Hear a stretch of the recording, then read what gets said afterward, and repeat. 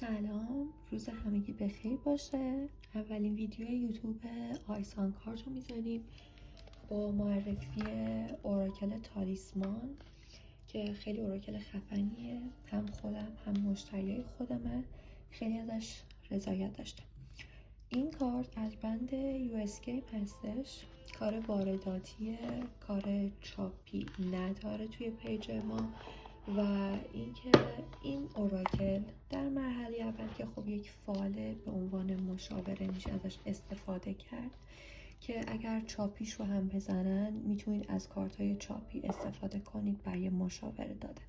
منتها این فقط یک کارت برای مشاوره دادن نیستش.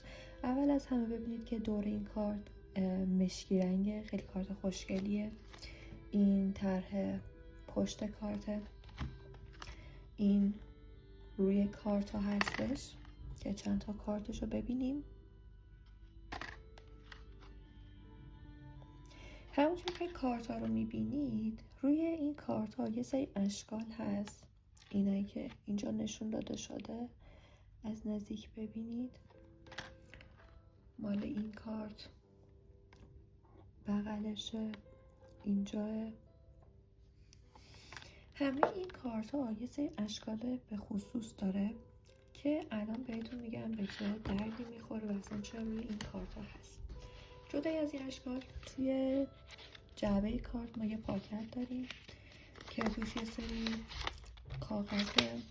کاغذ پوستی که روی هر چیزی که بیفته زیرش مشخص میشه. حالا این کاغذ در واقع برای چیه؟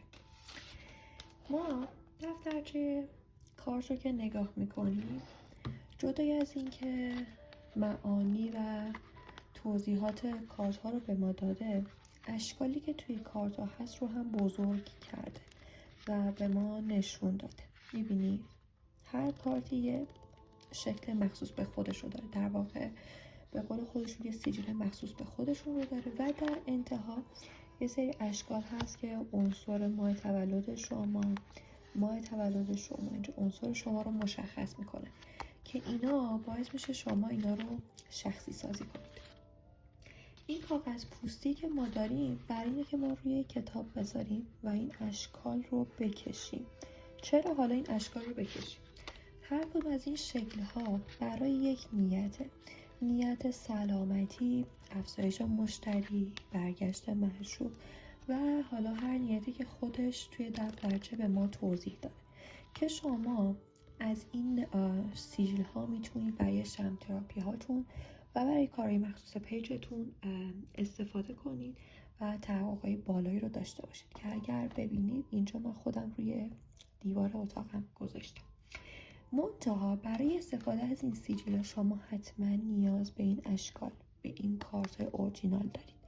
یعنی اگر شما میخواید از این اشکال استفاده بکنید برای شمع تراپیتون، مثلا اگر این کارت برای برگشت معشوق باشه، شما این شکل رو روی کاغذ بکشید و حالا اون نحوه استفاده که توی دفترچه توضیح داده رو بخواید انجام بدید، این کارت هم حتما باید باشه که اگر این کارت چاپی باشه استفاده‌ای برای شما توی این مرحله نداره متاسفانه و حتما باید کار اورجینال خود کمپانی باشه که اون انرژی اصلی رو داشته باشه و بتونه بهتون کمک بکنه.